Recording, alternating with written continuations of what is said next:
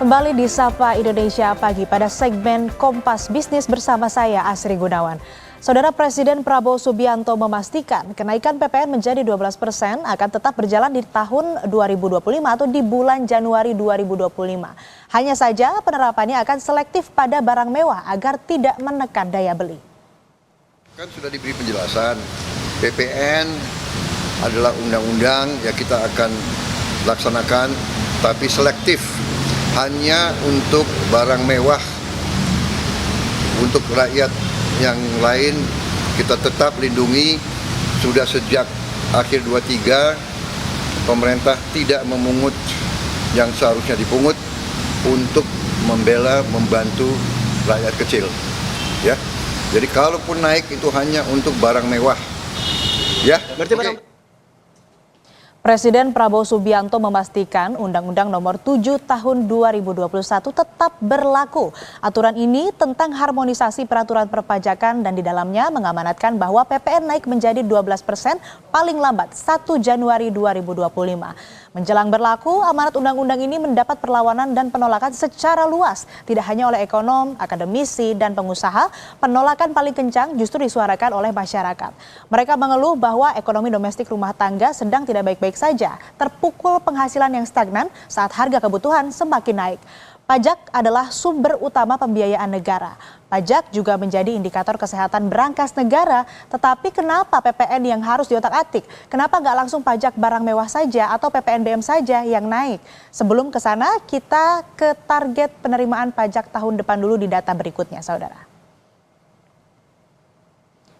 Tahun depan, pemerintah dalam APBN menargetkan penerimaan pajak sebesar Rp2.433 triliun, naik dari target tahun ini sebesar Rp2.234,9 triliun. Penerimaan pajak akan dipakai untuk banyak tujuan, terutama membiayai program prioritas Presiden Prabowo Subianto dan Wakil Presiden Gibran Rakabuming Raka. Yang sedang dikawal publik adalah makan bergizi gratis dengan kebutuhan anggaran Rp71 triliun, pemeriksaan kesehatan gratis Rp3,2 triliun, pembangunan rumah sakit daerah Rp1,8 triliun, dan renovasi sekolah Rp20 triliun. Jangan lupa saudara, Indonesia juga punya utang jatuh tempo tahun depan sekitar Rp800 triliun yang harus dibayar. Banyak sekali kebutuhan anggaran untuk membiayai rencana pemerintah. Inilah yang menjadi dasar kenaikan PPN menjadi 12%, meski banyak yang bilang kontribusinya ke penerimaan negara tidak signifikan ketimbang dampak yang harus ditanggung masyarakat luas. Toh saat ini pemerintah tetap ingin PPN 12% tetap berlanjut, tetapi hanya untuk barang-barang selektif dan bersifat mewah. Berapa potensi penerimaan negara atas PPN 12% ini? Kita ke data selanjutnya.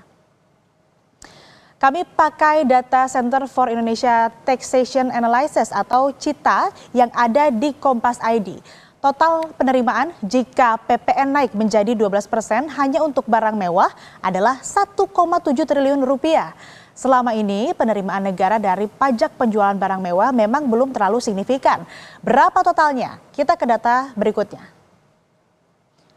Total penerimaan pajak penjualan barang mewah atau PPNBM tahun 2023 atau tahun lalu ini adalah Rp24,9 triliun. Penerimaan paling besar disumbang oleh penjualan kendaraan. Perlu dicatat saudara, tarif PPNBM saat ini adalah minimal 10% dan paling tinggi 200%. Bagaimana penerimaan PPN dan PPNBM 5 tahun terakhir? Kita lihat lagi data berikutnya. Sebelum melihat angkanya saudara, kami sedikit paparkan perbedaan PPN dan PPNBM. PPN dikenakan di setiap mata rantai jalur produksi maupun jalur distribusi, mulai dari tingkat pabrikan, tingkat pedagang besar, hingga tingkat pedagang pengecer. Sedangkan PPNBM hanya dikenakan satu kali, yaitu saat impor atau saat penyerahan barang kena pajak di dalam negeri oleh pabrikan yang menghasilkannya. Dan dalam 5 tahun terakhir saudara, penerimaan PPN dan PPNBM seperti ini. Dari tahun 2019, penerimaan PPN dan PPNBM sebesar Rp531,6 triliun. Terus di tahun 2020 ini sedikit turun menjadi Rp450,3 triliun. Kemudian tahun 2021, 2022, dan 2023 kembali naik sampai di tahun 2023 ini sebesar 740,1 triliun rupiah. Masalahnya saudara, keputusan pemerintah yang diklaim sebagai win-win solution ini justru menimbulkan pertanyaan baru dan bahkan ketidakpastian baru. Apa klasifikasi barang mewah yang dimaksud, apa parameternya, dan kenapa harus mengutak-ngatik PPN yang dampak ke masyarakatnya begitu besar? Lalu kenapa juga harus repot-repot mengklasifikasikan barang mewah padahal sudah ada PPNBM? Kenapa tidak langsung menaikkan PPNBM saja? Kompas Bisnis akan membahasnya sesaat lagi, masih dengan ulasan mengenai dampak kenaikan PPN 12%. Kenapa bukan pajak barang mewah saja yang langsung dinaikkan? Kita akan bertanya langsung ke akademisi sekaligus guru besar Universitas Indonesia, Budi Frensidi. Tetaplah bersama kami di Kompas Bisnis.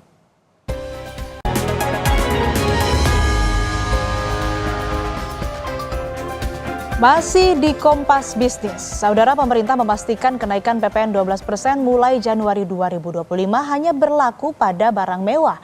Apa konsekuensinya ke masyarakat dan dunia usaha? Sudah bergabung ekonom Universitas Indonesia, Budi Frensidi. Selamat pagi Prof. Budi, apa kabar? Selamat pagi Mbak Sri, kabar baik, sehat-sehat. Terima kasih. Prof, pemerintah memutuskan PPN lanjut terus karena ini merupakan amanat undang-undang. Win-win solutionnya adalah diberlakukan hanya selektif pada barang mewah. Tapi bukankah ini justru menciptakan ketidakpastian baru? Misal tentang bagaimana klasifikasinya, lalu sampai kapan penerimaan atau penerapan PPN 12% selektif ini berlaku. Bagaimana Prof? Iya, saya pikir kalau selektif yang diterapkan, target yang awalnya dicanangkan sekitar 70 triliun akan sulit tercapai. Dan juga ya khawatir nanti akan ada penyesuaian ataupun ada perubahan lagi dari pemerintah ya. Jadi kita memang menyayangkan ketidakjelasan, apalagi klasifikasi barang mewah dan juga yang terkena semua masyarakat nih, walaupun ya dikatakan barang mewah, tapi sebenarnya kita sudah punya pajak penjualan barang mewah yang semakin membingungkan lah ya penerapan rencana penerapan ini. Memang disayangkan begitu ya kalau Anda katakan Prof, dan sebetulnya lebih banyak dampak ke masyarakatnya kalau dibandingkan dengan penerimaan negaranya. Tapi ini kenapa nggak langsung saja menaikkan pajak barang mewah atau PPNBM? Karena kan tarifnya saat ini paling rendah masih di bawah PPN, yaitu 10%. Terlebih klasifikasi barang mewahnya juga kan sudah jelas. Iya, masalahnya dengan barang mewah sebenarnya lebih fleksibel, benar ya Mbak Sri. Sekitar barang mewah, pajak penjualan atas barang mewah itu 10 sampai 200%. Dan sebenarnya kalau dikatakan 10% ya mungkin hanya beberapa produk, tapi utamanya kan pajak penjualan barang mewah yang saya pahami adalah untuk kendaraan bermotor, dan itu sudah sekitar berapa ya, 15%. Dan kita tahu targetnya juga yang 2023 itu hanya 24,9 triliun yang dicapai dari pajak penjualan atas barang mewah. Dan harus juga dipahami ini berhubungan dengan industri kendaraan bermotor yang dikhawatirkan kalau disebut ya kendaraan ataupun pajak kendaraan bermotor disebut-sebut, ini akan semakin menurunkan omset penjualan dari kendaraan bermotor kita. Jadi memang ada pilihan sulit ya. Jadi sebetulnya mau menaikkan PPN ataupun PPNBM juga dampaknya lebih besar negatifnya begitu terhadap daya beli. Iya, ada efek negatif dari industri kendaraan bermotor, dan kita juga harus pahami bahwa industri kendaraan bermotor ini kan mempunyai multiplier effect yang besar juga seperti properti misalnya. Sehingga memang ya sampai saat ini kan apa klasifikasi yang disebut dengan barang mewah kan belum disebutkan, karena khawatir nanti membawa efek negatif pada industri-industri yang disebutkan itu. Walaupun sebelumnya ya kalau kita ekonom tahu ya mana yang atau sudah berapa persen pajak-pajak yang barang mewah katakan kendaraan bermotor, dan sudah berapa yang bisa didapat pemerintah dari pajak ini. Intinya kan memang dari PPNBM itu yang paling besar menyumbang adalah di sektor kendaraan begitu ya, dan ini dikhawatirkan menimbulkan dampak negatif. Lalu selanjutnya Prof, apa konsekuensi kenaikan PPN 12% yang bersifat multi-stage tax atau berjenjang bagi dunia usaha? Tentu akan memberatkan masyarakat, terutama dalam hal inflasi ya. Karena kalau semua dikenakan, nanti sudah pasti harga produk akhir yang harus dibayarkan oleh konsumen juga akan naik. Katakan ya karena produksinya dari bahan-bahan produksi inputnya itu naik 1%, tidak tertutup kemungkinan untuk cost of production ini akan naik 5%. Dan pada akhirnya ya konsumen juga akan menanggung dalam bentuk inflasi, karena inflasi kan ini semua ditanggung masyarakat semua. Dan yang khawatir kan yang menengah nih semakin terjepit ya. Jumlahnya semakin turun dan semakin terbiasa dengan yang namanya makan tabungan dan lainnya. Prof, tadi juga kan disebutkan bahwa kenaikan PPNBM bisa menimbulkan dampak negatif utamanya bagi sektor-sektor yang menjadi penyumbang terbanyak terhadap penerimaan negara begitu ya. Lalu bisa dijelaskan Prof, apa perbedaan konsekuensi otak-atik PPN dan konsekuensi otak-atik PPNBM?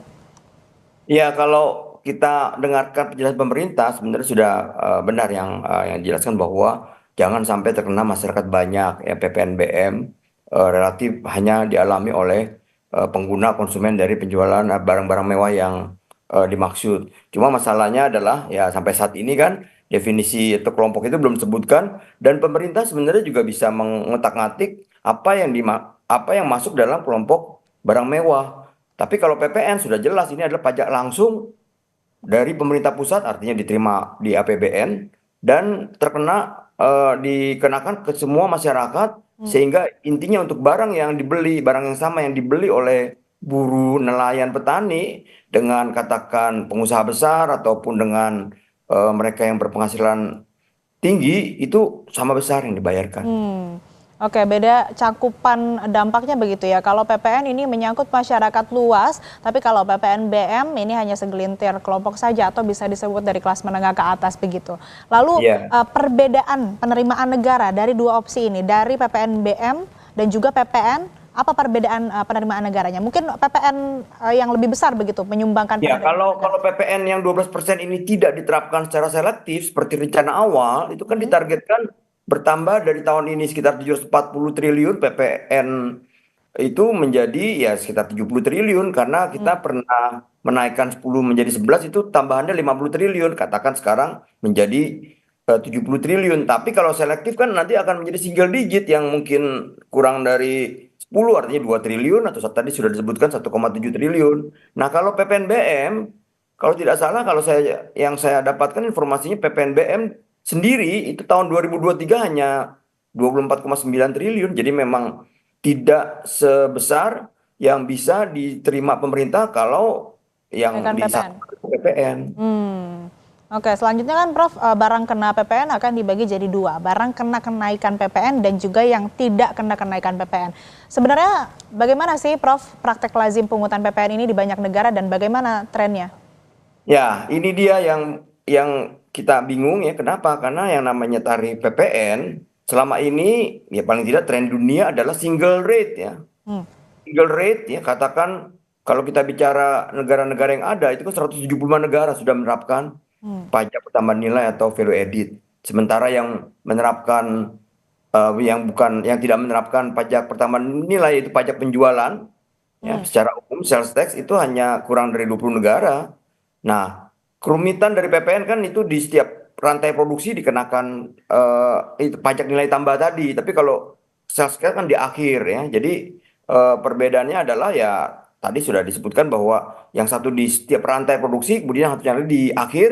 Kenapa banyak negara menerapkan PPN? Salah satunya adalah kalau diterapkan sales tax ini akan muncul kemungkinan double taxation ataupun kebocoran law enforcement-nya. Jadi banyak yang tidak melaporkan dan sebagainya. Tapi kalau PPN ini ada cross reporting. Ya silakan aja perusahaan nggak melaporkan, pemerintah akan punya dapat data dari yang membeli dan sebagainya karena dia melaporkan mengklaim pajak masukannya dan sebagainya seperti itu. Jadi memang secara enforcement lebih mudah dan juga tidak menimbulkan double double taxation atau istilah pajaknya cascading adalah PPN ini. Ya walaupun lebih rumit ya secara dokumentasi pelaporannya dan juga akibatnya banyak perusahaan korporasi harus mengerjakan cukup banyak karyawan untuk menangani PPN ini gitu karena banyak nanti dispute sengketa dan sebagainya. Lalu sektor apa yang akan paling terdampak kenaikan PPN 12% pada barang mewah? Perlukah pemerintah menyiapkan kebijakan lain kalau misalkan ini diterapkan dan kebijakan ini akan jadi bantalan jika ada dampak yang muncul begitu? Iya, pemerintah kan sebenarnya sudah berusaha eh, memperkenalkan juga ataupun meluncurkan kembali bansos, tapi kan ini hanya kelompok bawah dan juga sifatnya sementara. Sehingga saya pikir dampak dari kenaikan PPN 12% yang diberlakukan terbatas ataupun apalagi keseluruhan, ini akan lebih mengena ke masyarakat sehingga mestinya insentif yang diberikan tidak hanya kepada kelompok bawah dan juga tidak bersifat temporer. Contohnya, mungkin menaikkan PTKP, menaikkan pajak tidak kena penghasilan, tapi kan nanti ya akan menurunkan besar PPh ya. Tapi ini yang lebih fair untuk mengangkat jumlah kelas menengah supaya tidak turun gitu, ataupun malah bisa bertambah. Oke, tadi kita bahas soal bagaimana perspektif dari dunia usaha, dari masyarakat. Kita sekarang bicara soal investor. Bagaimana dengan tingkat kepercayaan investor, Prof?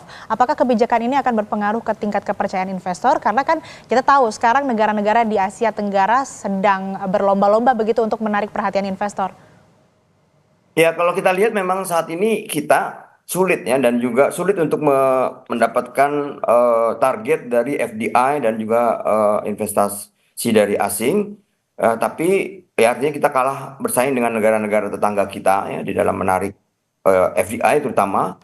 Dan rasanya ini juga kalau kita tahu atau melihat bahwa ya walaupun PPN di banyak negara sudah belasan persen, tapi kalau kita bicara regional Indonesia termasuk yang tertinggi karena kita hanya kalah, artinya kalah tingginya dari Filipina 12%. Yang lainnya itu banyak masih 10% atau bahkan lebih rendah. Singapura 9%, Korea Selatan, Jepang, dan juga Malaysia, Kamboja, Papua Nugini 10%. Kemudian Vietnam 8%, Taiwan 5%, Uni Emirat Arab juga 5%. Bahkan Thailand baru saja di awal Oktober menurunkan PPN-nya dari 10% menjadi 7% untuk menggairahkan ekonomi. Oh ya, Timor Leste 2,5% PPN-nya. Oke. Jadi memang ya kalau kita melihat investor, di mata investor saya pikir akan ada kemunduran dan juga sedikit ya pengurangan daya tarik. Walaupun yang sebenarnya ini bisa diatasi dengan kepastian hukum, tingkat korupsi yang turun, kepastian hukum yang naik dan tingkat korupsi yang turun. Tapi kalau hanya ceteris paribus ya ini akan kurang menarik ataupun ada disinsentif lah buat para investor. Oke, terakhir Prof, apa rekomendasi Anda terhadap ketidakpastian ini? Ya, pemerintah mesti jelas di dalam mana yang akan kita gunakan. Apakah ini yang dimaksud dengan PPN 12% terbatas, tapi kan jadi multi rate yang tidak lazim di banyak negara. Banyak negara tadi kan saya sebutkan single rate. Kedua ya tolong disebutkan kelompok barang mewah, dan harapannya sih tidak ada multiplier effect ya, dan juga tidak ada sentimen negatif ke industri itu. Sebenarnya ada langkah lain ya, bahwa kalaupun Undang-Undang Nomor 7 ini tidak bisa dilaksanakan, sebenarnya ya kita juga mengenal di Undang-Undang Nomor 7 juga tarif, ataupun di Undang-Undang Perpajakan sebelumnya juga PPh badan akan diturunkan dari sebelumnya 25 menjadi 22 dan akan terus turun di tahun 2022 mestinya 20%, dan itu tidak jadi dilaksanakan karena melihat ya bersaing dengan negara-negara tetangga di dalam menarik investor asing. Sehingga saya pikir kalau kita tidak race to the bottom dengan negara-negara asing di dalam memperebutkan investasi asing, maka PPh badan yang 22% di 2020 itu bisa dibalikan lagi menjadi 25%, dan ini mungkin sama besarnya dengan atau bisa lebih besar dari efek yang akan diterima dari menaikkan PPN. Itu saja menurut saya, Mbak Asri. Ya, jadi kenaikan PPN ini perlu dikaji dan diputuskan sebijak mungkin. Kalau memang tujuannya untuk penerimaan negara, tapi dampaknya lebih besar atau dampak negatifnya lebih besar ke masyarakat, ya perlu diperhatikan juga. Tidak hanya PPN, tapi PPNBM juga begitu. Apalagi kalau kita lihat trennya dan juga penerimaannya tidak begitu besar kepada sumbangsi negara, dan perlu memperhatikan juga bagaimana kemudian minat dan perhatian dari investor, karena ini juga berdampak terhadap pertumbuhan ekonomi kita. Terima kasih Prof. Budi Fransidi, Ekonom Universitas Indonesia, telah bergabung bersama kami di Kompas Bisnis. Sehat selalu, Prof. Ya, sehat selalu. Terima kasih.